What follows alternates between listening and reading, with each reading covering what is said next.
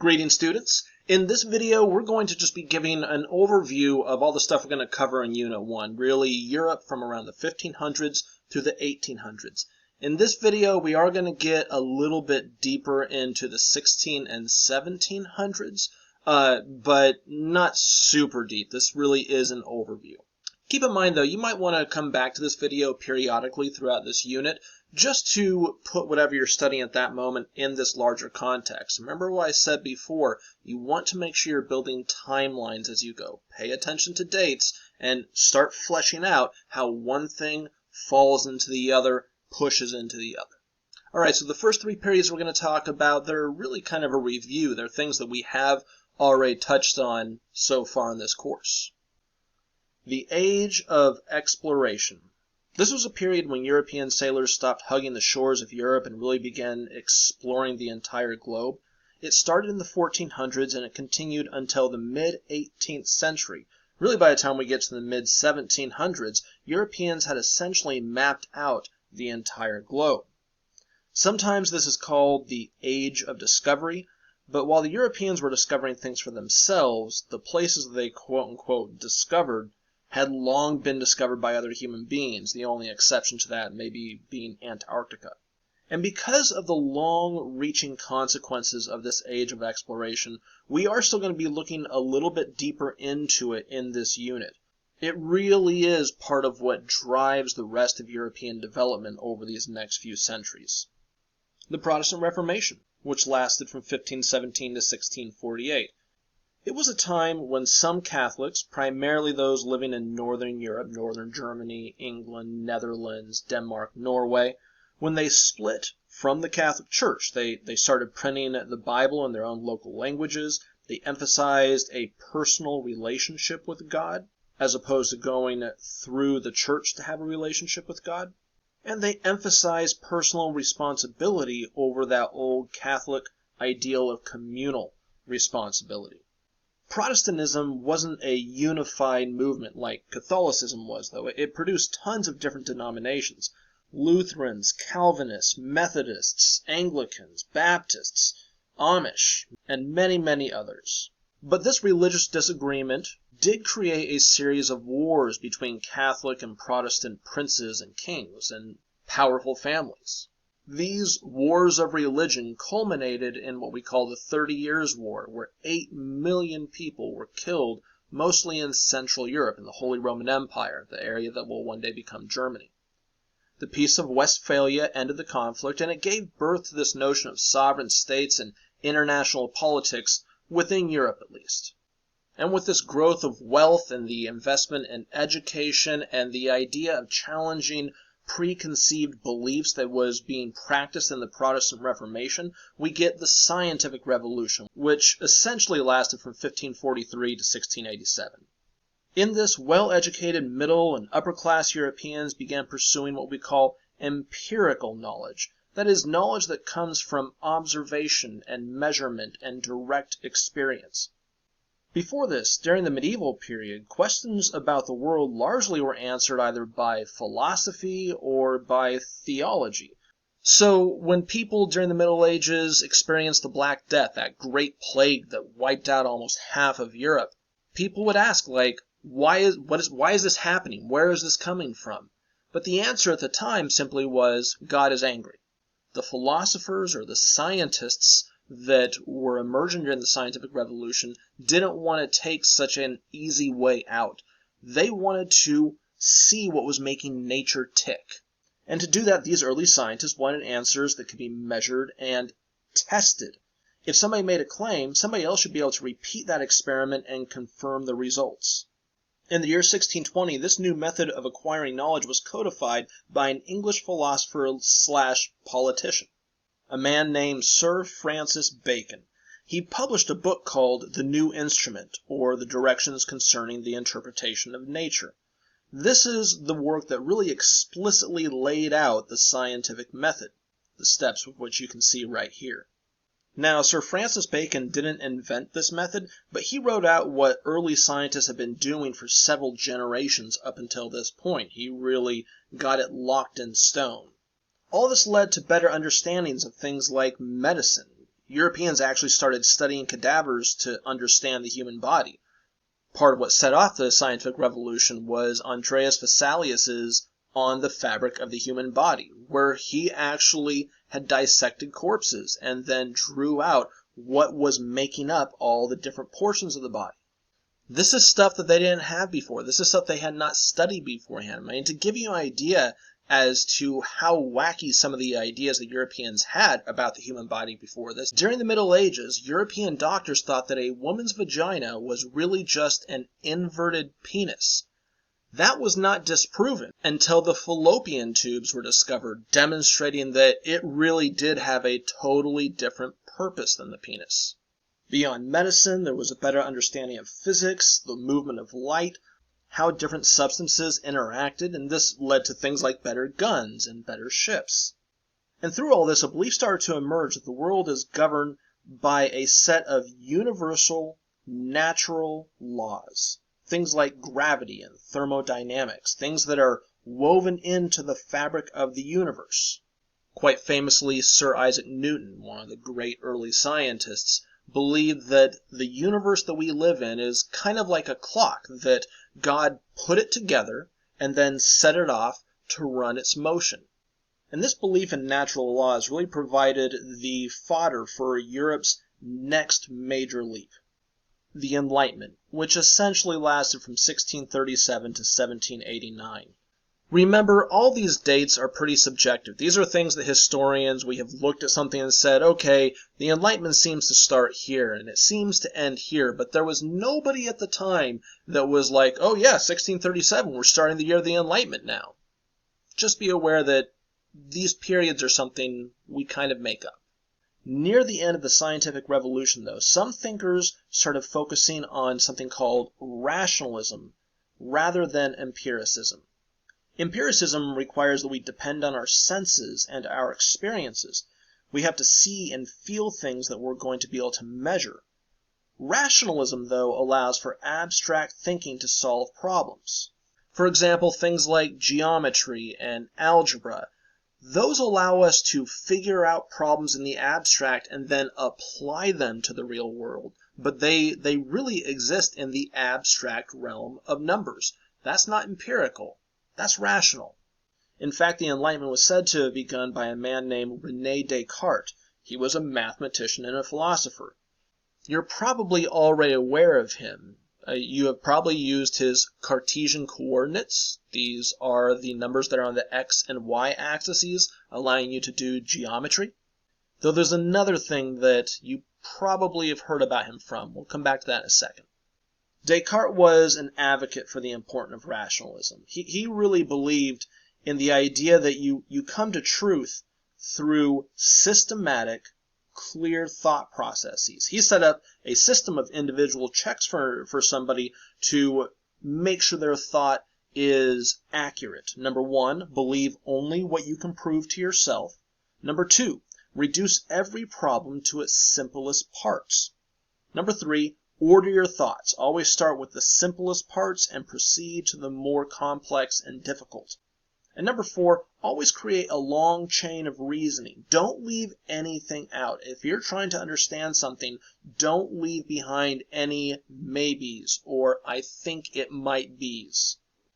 And just like Sir Francis Bacon of the Scientific Revolution or Martin Luther of the Protestant Reformation, René Descartes was trying to find the fundamental notions of truth. What is truth? Now, in order to chase this fundamental truth, he set about knocking down any type of preconceptions that he might have, so he can really build his knowledge on a fundamental rock, something that he couldn't question. Is everything I'm experiencing even real? Maybe this is a dream. When people are dreaming, they don't always know they're dreaming, so how do I know that I'm not? Am I stuck in the Matrix?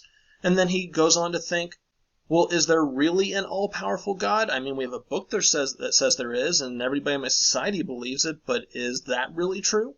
And even if there was, how do I know there's not a demon that's tricking me into believing in this world that isn't actually real? This can get kind of heavy. But he does start to find his way out of this doubt, finding a way to build on a specific rock. And this is where you've probably heard of Descartes before. he finally comes to the conclusion, cogito ergo sum. I think, therefore I am. The fact that there are thoughts that are happening that are not coming from somewhere else, that are my own, that I know is real. And then he continues to try to build up the reality that, of course, we're not sleeping. Of course, there is an all-powerful God.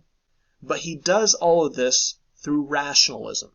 I mean, the problem with empiricism, he says, forget about the fact that maybe we're dreaming and we don't know it. He has this great example of wax. We know what wax is. Wax is this hard substance, but wait a second, you put it in front of the furnace and it melts.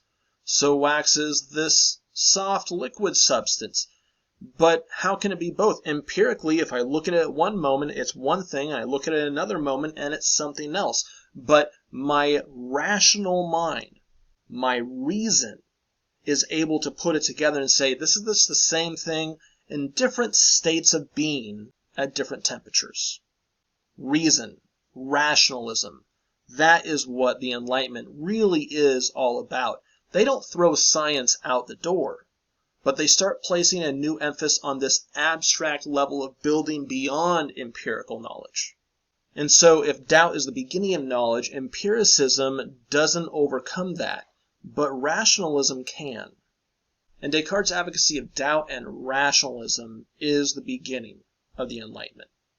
Now, Enlightenment philosophers were very interested in discovering what they would call, quote, natural law, the fundamental order of the universe. This should sound familiar because this is something that the philosophers and the scientists of the scientific revolution said they were articulating. They are finding the natural law of the physical world. But Enlightenment thinkers wanted to go even beyond the physical world. They wanted to know the natural law of society. One of the great questions that they asked was, what is the legitimacy of political power? What gives kings the right to be in charge, or parliaments the right to be in charge? Going along with this method of doubt, why would we assume that it's okay or good to have a political power in charge of everybody else? We would assume that it's not invested in those people arbitrarily. Remember, this old idea of because that's how God wants it or God made it that way just wasn't cutting it. It hadn't been since the scientific revolution. Political power must have came to be in some way for some reason. The Enlightenment figures started to articulate this idea of what they called, quote, the consent of the governed. The only reason why there's a government is because all the other people that it's governing accept it. They consent to that. If they were to all just get up at once and say, we're not going to follow you anymore, that government very quickly falls apart. And this consent of the governed really is about what they called a social contract between people and their government. That the people give up certain liberties, certain rights, in exchange for more security and safety. And this is the beginning-ish of political theory. And this political theory was very tied to the actual nature of humanity. If humans are naturally smart and good, then they should be able to govern themselves. Democracy should be the way we go forward. But if humans are inherently animalistic and greedy and hurtful, then what you really need is a dictator that can keep all those bad qualities under wraps. One of the political events that really started to spark this discussion of what's the purpose of the state. Is it to keep down dissidents, or is it to allow people to coordinate together in a government? One of the first things to bring this up was something called the English Civil War. The 1600s, of course, were a wild time in Europe. The scientific revolution was in full swing. Enlightenment philosophy was starting to ask really difficult questions about the nature of authority. 1618 to 1648 was the 30 Years' War. 8 million people dead, carnage and chaos. And England had its own share of disruption. The English Civil War lasted from 1642 to 1651. And essentially, the war was between a semi-democratic parliament. The parliament in England is kind of like our Congress. They didn't have a lot of power in the early 1600s. They got to sometimes approve taxes or approve laws, but really they were there that whenever the king wanted to have extra taxes raised, he would go ahead and call up all the rich people in his kingdom to come together in parliament. So you get representatives of guilds, of landholders, of people that had money and would be paying those taxes. And they come together and you say, I want $5 million. And they'd be like, how about $3 million? They'd hash it out, pass his tax, and they'd go home. Parliament is going to end up becoming the democratic body of England, but we still got a little ways to go. So again, the war was essentially between this semi-democratic parliament and this semi-dictator of a king. The leaders of this rebellious parliament were these very super Protestant people that we know as Puritans. Same people who the Pilgrims were, same religious denomination. These were Calvinist folks who believed in a very strict fundamentalist form of Christianity that didn't really make a whole lot of room for merrymaking, dancing and singing and going to the theater and drinking. Those were all no-nos. And the people who fought for the king were kind of Protestant, kind of Catholic. The Anglican Protestant church was always kind of Catholic. You can just think of these people as Catholic and Catholic light type folks. So in the middle of this 30 years war that's taking place over the continent, England is having its own little miniature version between the Protestant Parliament and the more Catholic-like royal forces.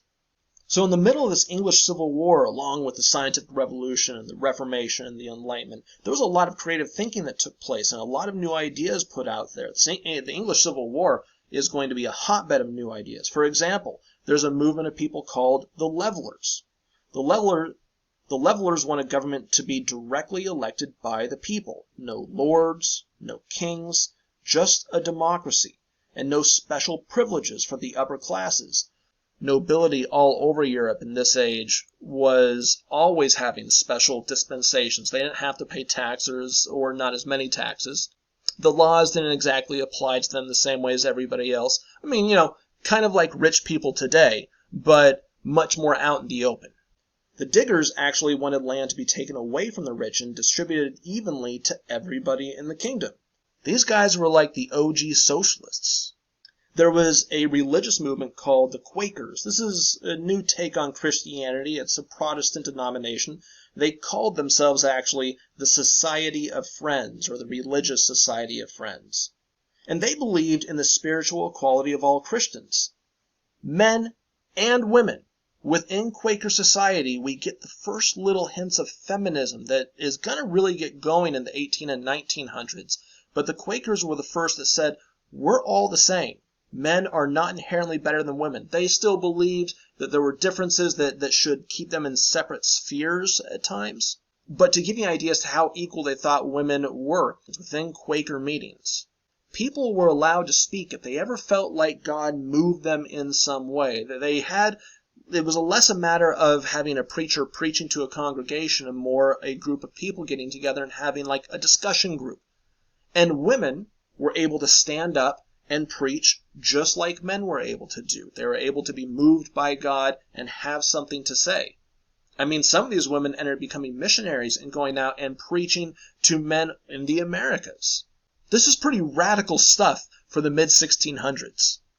As a matter of fact, this denomination, the Quakers, will go on to have a profound effect on Western society. They're going to be among the very first abolitionists, the first feminists. They're going to create some of the largest and most effective charities. They're going to be pioneers of pacifism in the face of modern militism that really starts building up in the 1900s. And there were plenty of other really radical political and religious movements coming out of the English Civil War. It really is a turning point in English and later on American society, but it's also going to plant some seeds that a lot of Europeans are going to look towards and say, we want to do something similar. Keep this in the back of your mind when we get to the French Revolution. Now, Parliament is going to end up winning the war. They'll actually capture the king, and they're going to put him on trial for treason. In 1649, they executed the king. This is beyond radical. Nobody executed kings before. Matter of fact, treason originally was a crime committed against the king. If you tried to hurt the king, you were committing treason. And the king was like, how did I commit treason? I can't commit treason. Parliament decided that he did, because remember this idea of sovereign states that was starting to emerge? They believed that the king had not done right by England. Ergo, he committed treason against England. We can see how the power of the old monarchy, or the old idea of kingship, is starting to shift in this civil war. The war officially went on until 1651 because there are other royalist forces that held out.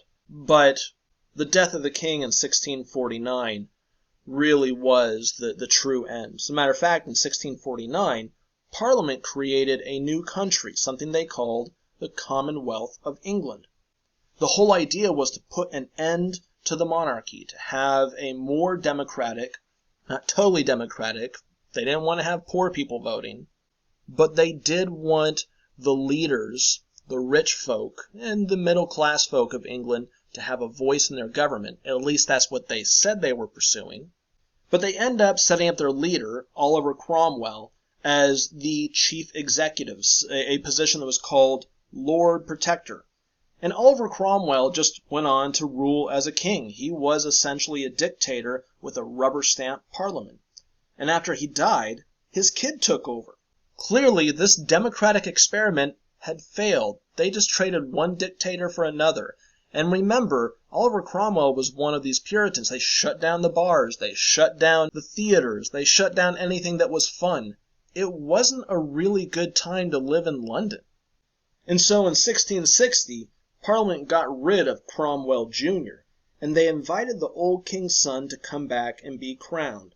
England had a monarchy again, but kings now had a little bit of fear of Parliament. In fact, in 1688, Parliament again got fed up with their king, and some of them invited relatives of the royal family to invade. William and Mary. They had been living as citizens in the Netherlands, and in 1688, when they were invited, they invaded that year.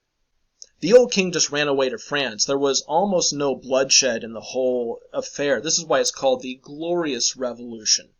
It didn't really hurt like revolutions normally do. But this new king and queen were acutely aware of Parliament's power, and Parliament forced them to concede to sign some new laws. Remember, Parliament is essentially who put them in power. So who's really in charge now? And in this English Bill of Rights that they were forced to sign, you might recognize some of the things that were included.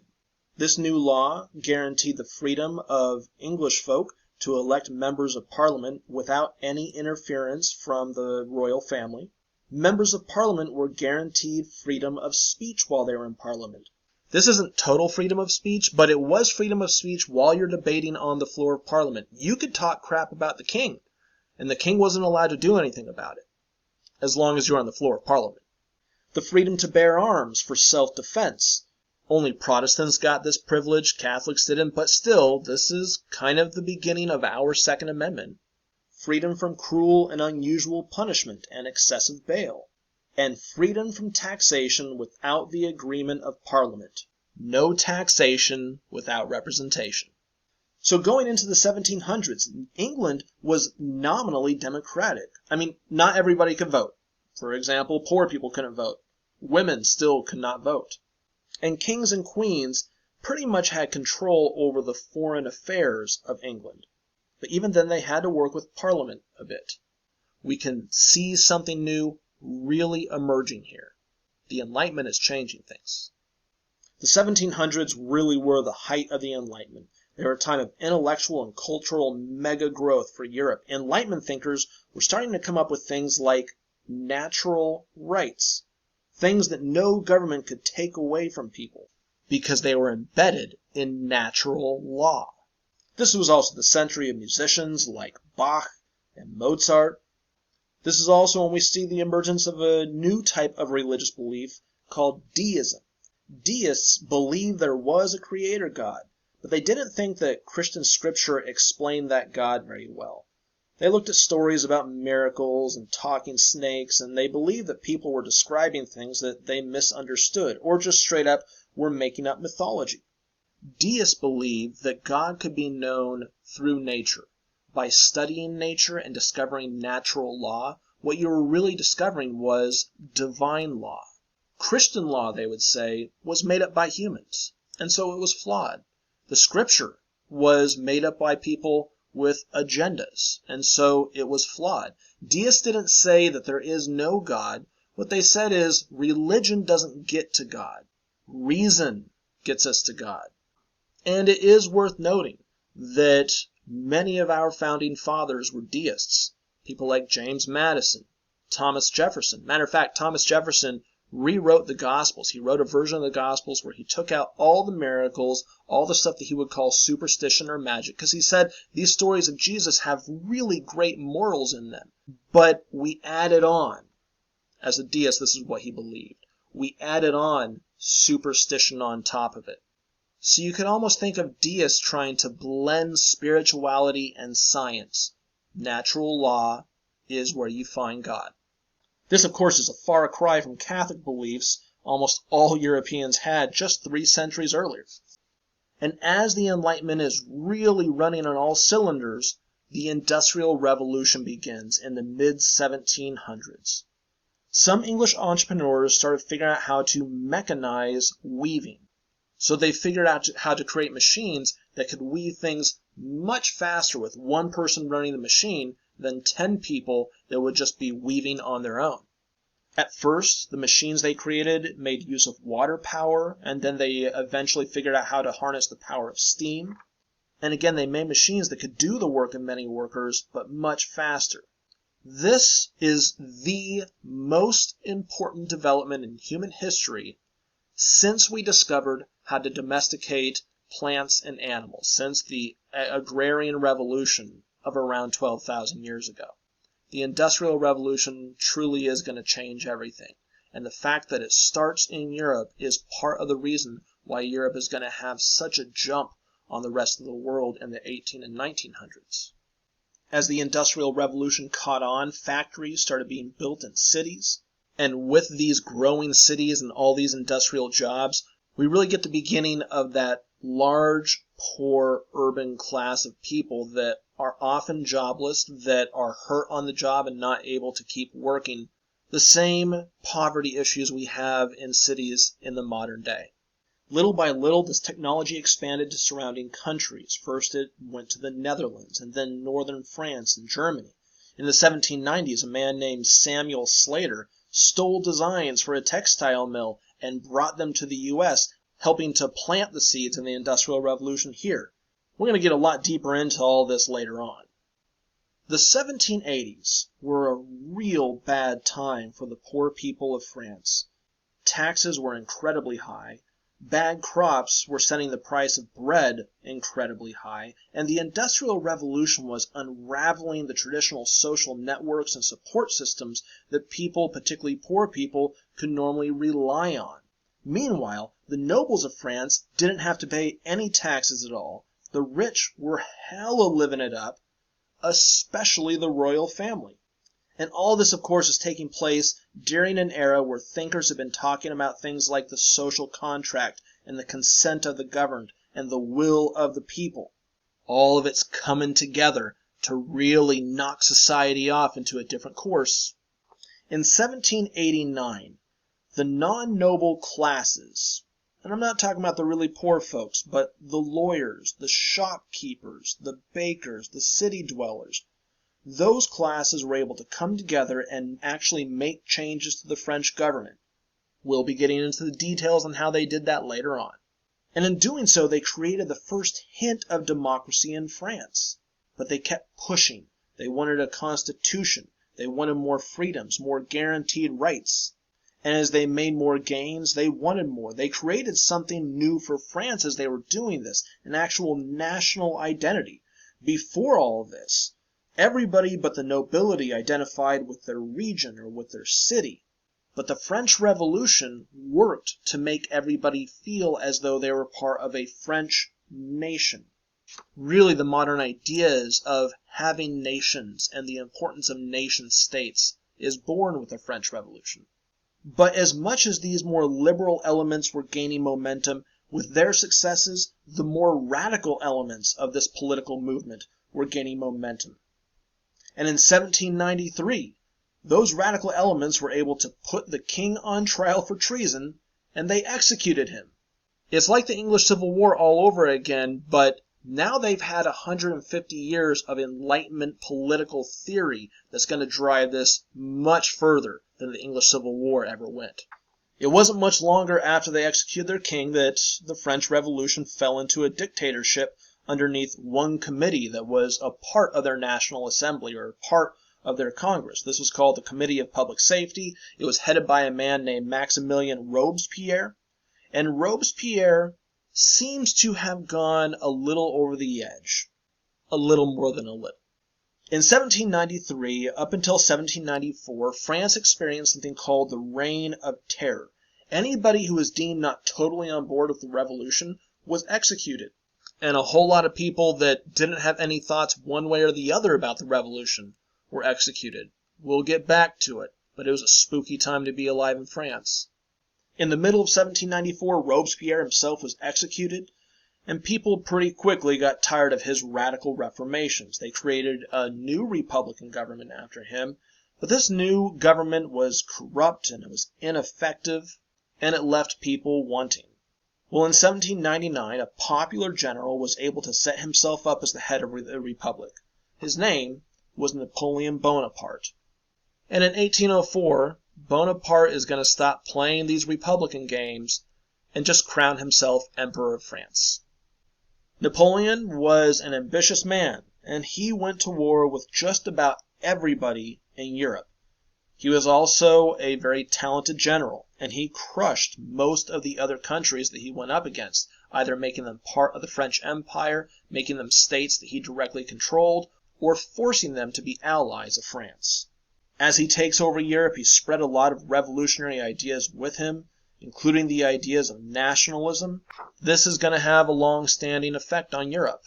But he eventually got too greedy. He tried to defeat Russia, and he ends up getting defeated by Russia's winter. Russia's winters are pretty bad, and he's not the only general that's going to make the mistake that he thinks that he can outsmart a Russian winter. He lost most of his army on that campaign, and by 1815 he was defeated and exiled to an island in the middle of the Atlantic Ocean. And just like the 30 Years' War, the Napoleonic Wars were just as destructive, just as terrifying for many members of European society, and they were much more widespread. And just as the 30 Years' War ended with the Peace of Westphalia, where the Congress of Westphalia, all these different European powers got together to hammer out a new European order, the exact same thing happened at the end of the Napoleonic Wars. We have something called the Congress of Vienna, which lasted from 1814 to 1815. This was the next big European international conference since Westphalia. As you can see here, they redrew the lines of Europe's map. They tried to shore up the power of monarchies and tamp down on revolutionary nationalist spirit that Napoleon had spread around. But this isn't going to be the last time that Europe is going to get torn apart by a major war, where they're going to have to rebuild and redraw lines when it's all said and done. And the ideas from the French Revolution that were spread by Napoleon, they didn't just go away.